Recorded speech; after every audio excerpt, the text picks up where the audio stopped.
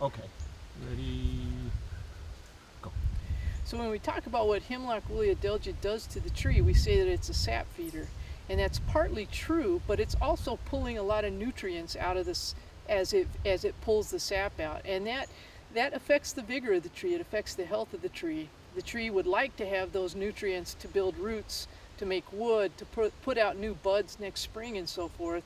And if you think of it, it just gets sicker and sicker and sicker.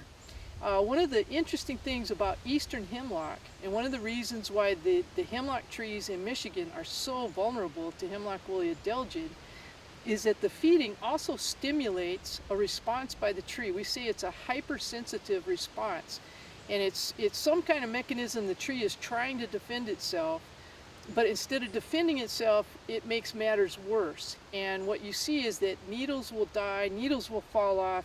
You often see trees look very thin in the canopy. The buds tend to die. Growth, the radial growth, the wood that the tree puts on, radial growth just about ceases. And a lot of times it's not just Hemlock woolly adelgid, but if we have a drought during the summer, or if another insect, for example, we have native hemlock looper, which is a caterpillar.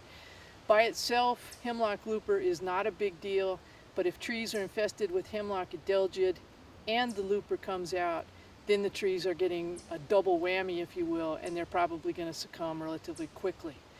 If you look at the reports from the eastern part of the U.S., it can be anywhere from 2 to 3 to 4 years before a tree succumbs, up to as long as 10 years before you see trees really start to decline, the canopies get really thin, and the tree eventually succumbs.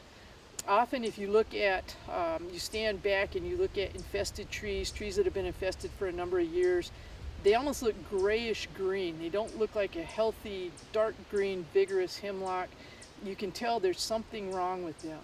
You may see branches in the canopy die, the crowns may look very thin, and eventually, as the adelgid population continues to feed, the trees get weaker and weaker, and sooner or later they're going to die. One of the issues that we have in Michigan is that we have a lot of very large, old hemlocks, particularly in northern lower and upper Michigan. Those are trees that are going to be vulnerable to Hemlock adelgid and any other stress. They don't tolerate stress very well. They're not able to recover from stress as well as younger trees. A lot of the young trees that we might otherwise have had get browsed down in the winter by deer.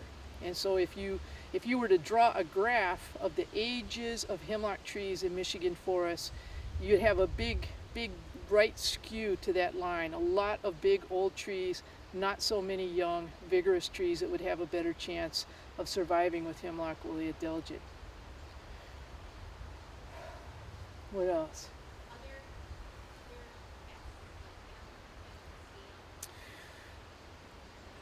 There are a few other insects that will affect hemlock trees in Michigan.